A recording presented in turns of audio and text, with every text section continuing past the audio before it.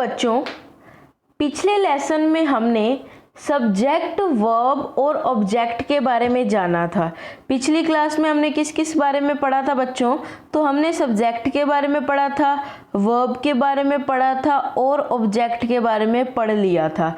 ठीक है, तो अब और डिटेल में इन्हीं चीज़ों को हम समझेंगे। ठीक है, तो बच्चों शुरुआत के लिए हम कुछ ऐसे सब्जेक्ट और ऐसी हेल्पिंग वर्ब्स करेंगे जो कि बहुत ज़्यादा देखने को मिलती हैं और इनका इस्तेमाल तो 80%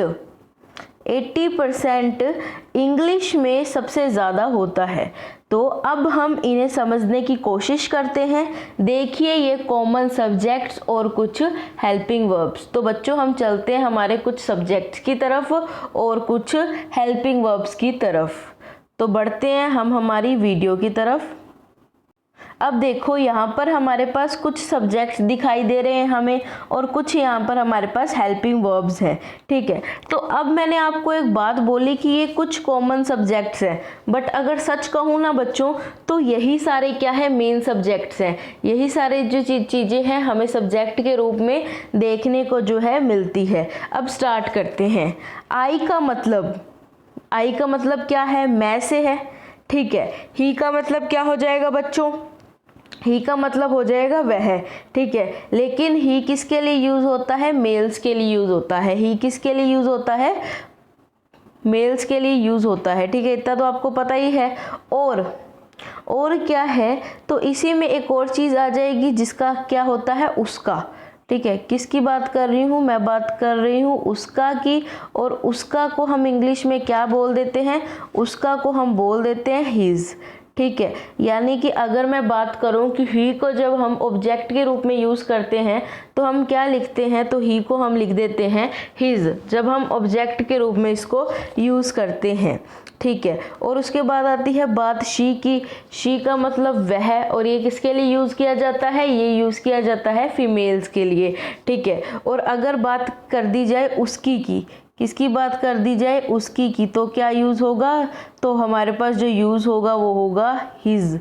सॉरी, ये तो हिज तो हमने किसके लिए किया था? किसके लिए किया था? याद कीजिए, मेल्स के लिए किया था, ही के लिए यूज़ किया था। लेकिन फीमेल उसकी के लिए क्या होगा? हर यूज़ होगा। उसकी के लिए क्या होगा बच्चों? हर यूज़ होगा। ठीक है, तो ये आपको थोड़ा क्लियर हो गया होगा।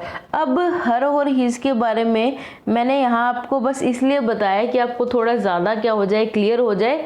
बट जो हिज और हर का जो प्रॉपर यूज़ है हम हमारे आने वाले लेक्चर्स में, आने वाले वीडियोस में देखेंगे। बिकॉज हिज और हर हमारे पास क्या है? पोजेसिव प्रोनाउन को दर्शाते हैं। क्या? हिज और हर। ठीक है, तो इतना आपको क्लियर हो गया होगा। अब चलते हैं नेक्स्ट की तरफ। नेक्स्ट क्या है बच्चों? तो नेक्स्ट है हमारे पास इट। इट का मतलब यह है। ठीक है, तो ये कहाँ यूज़ होता है हमारे पास? जो इट है तो ये किसके लिए यूज़ होगा? या तो ये किसी ऑब्जेक्ट के लिए यूज़ होगा, यानी कि वस्तु के लिए यूज़ होगा, या फिर ये किसके लिए यूज़ होगा? जानवर के लिए। ठीक है, जैसे कोई होते हैं ना कुछ ऐसे पेट एनिमल्स, अगर हम घर पे रख लेते हैं, पालतू जानवर घर पे पालने लग जाते हैं।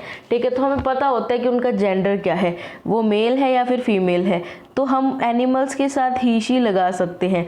बट उसी केस में लगा सकते हैं जब हमें पता हो जेंडर क्या है उस एक पर्टिकुलर एनिमल का। बट अगर हमें जेंडर का ध्यान नहीं है तो हम बहुत ही ज़्यादा आसानी से बोल सकते हैं। कैसे बोल सकते हैं? इट का यूज़ करके बोल सकते हैं। ठीक है, क्योंकि इट किसके लिए यूज़ होता है? वस्तु यानी कि ऑब्जेक्ट के लिए, और एनिमल्स यानी कि जानवरों को लिए जो है हम इट का यूज़ करते हैं। तो इतना आपको क्लियर हो गया होगा। चलते हैं नेक्स्ट पे। नेक्स्ट है बच्चों हमारे पास वी। ठीक है, वी का मतलब होता है हम, यानी कि एक से ज़्यादा अगर हम खड़े हैं ना तो हम किस में आएंगे? हम में आएंगे। मतलब आपको बताती हूँ कुछ एग्जांपल अच्छा सा। जैसे आप सारे लोग हो जो 3-4 खड़े हैं, तो आप तीनों को मैं कैसे रिकॉग्नाइज करूँगी? मैं रिकॉग्नाइज करूँगी यू से। अगर सॉरी किससे करूँगी? हम से रिप्रेजेंट करेंगे। आप देखो, जैसे आप लोग कोई 2 या 3 पर्सन खड़े हैं, ठीक है, तो आप खुद को कैसे बताओगे कि वी आर 3 फ्रेंड्स, या फिर वी आर प्लेइंग तो एक से ज़्यादा लोगों के लिए हम क्या यूज़ कर देते हैं, हम वी यूज़ कर देते हैं। ठीक है, तो अब जो है नेक्स्ट की बात करते हैं। तो नेक्स्ट हमारे पास है यहाँ पर यू। क्या है? यू। यू का मतलब क्या होता है बच्चों? यू का मतलब होता है तुम। क्या होता है? तुम होता है। ये सिंगुलर में भी आता है।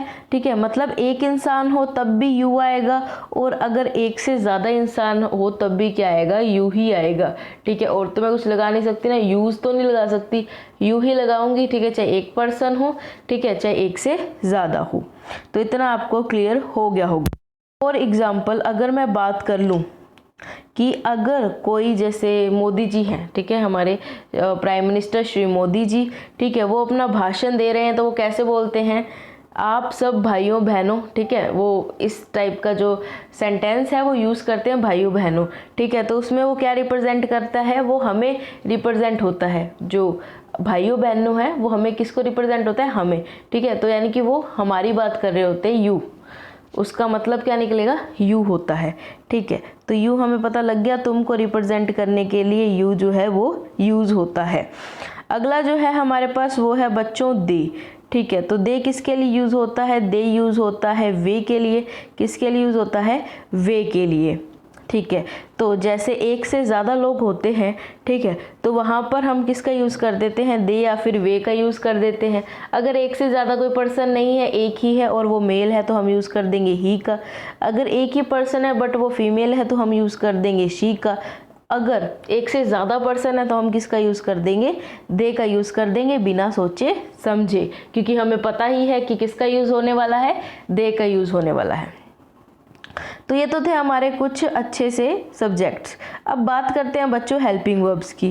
किसकी बात करते हैं? हेल्पिंग वर्ब्स की बात कर लेते हैं। ठीक है, तो इतना आपको ऑलरेडी जो है क्लियर हो गया है। अब देखो जो हमारा फर्स्ट हेल्पिंग वर्ब है वो है हमारे पास एम। ठीक है, क्या है? एम। तो एम का मतलब यानी कि हूँ। क्या मतलब हुआ? एम का मतलब हुआ हूँ। ये जो हमेशा है ना, एम, वो किसके लिए यूज़ किया है हमने आज तक? आई के लिए यूज़ किया है। किसके लिए यूज़ किया है? आई के लिए। देखो बच्चों, मैं आगे जो हमारी नेक्स्ट वीडियो आएगी उसमें मैं आपको बता दूंगी कि सब्जेक्ट और हेल्पिंग वर्ब को कैसे कंबाइन करके हम एक प्रॉपर सेंटेंस की फॉर्मेशन करते हैं। बट इसमें आप थोड़ी सी जनरल चीज़ें देख लें कि सब्जेक्ट और हेल्पिंग वर्ब जो है वो क्या क्या है और उनके क्या क्या मतलब हैं। ठीक है, तो इतना आपको पता चल गया। इज़ जो है, इज़ को हम किसके साथ यूज़ करते हैं? तो इज़ का मतलब है और इज़ को हम यूज़ करते हैं किस किस के साथ? इज़ को यूज़ करते हैं ही के साथ यूज़ करते हैं, इसका शी के साथ यूज़ करते हैं, इट के साथ यूज़ करते हैं। फिर हमारे पास आता है बच्चों आर। हमारे पास क्या आता है? आर। ठीक है, और आर हम हमेशा किसके साथ यूज़ करते हैं? वी के साथ, या फिर यू के साथ, या फिर दे के साथ। मतलब एक से ज़्यादा अगर कुछ भी होगा तो वो क्या होगा? उसे हम आर के साथ शो करेंगे। ठीक है, और तुम के लिए भी हम क्या यूज़ करते हैं? आर का ही यूज़ करते हैं। उसके बाद है बच्चों हमारे पास वोज। ठीक है, वोज का मतलब क्या हुआ? था। तो यानी कि वोज किसके साथ आएगा? ही के साथ आएगा। ठीक है, यानी कि वोज कब आता है? वोज हेल्पिंग वर्ब हम तब यूज़ करते हैं जब हम पास्ट की बात कर रहे हो। ठीक है, तो वोज है वो भी इन्हीं के साथ आ जाएगा, ही के साथ आ सकता है, शी के साथ आ सकता है, इट के साथ आ सकता है, आई के साथ आ सकता है। ठीक है, तो ये सब जो चीज़ें थी ये हमारी कुछ हेल्पिंग वर्ब्स और जो सब्जेक्ट्स हैं मैंने डिस्कस करे। अब आप ये मत सोचिएगा सिर्फ मैम इन्हीं के साथ आएगा, नहीं। अभी तो जो नेम्स होते हैं ना, नेम्स क्या होते हैं? किसी का भी कोई भी जगह का नाम हो गया, किसी व्यक्ति का नाम हो गया, किसी वस्तु का नाम हो गया, तो उनके साथ भी क्या लगता है? हेल्पिंग वर्ब्स का तो यूज़ करते हैं और इन्हीं हेल्पिंग वर्ब्स का यूज़ करते हैं। तो धीरे धीरे जो है हम सभी चीज़ें डिटेल से समझेंगे, तो कोई भी कंफ्यूजन मत रखिएगा। जितना आपको पढ़ाया जाता है सिर्फ आप उसी पे फोकस कीजिए।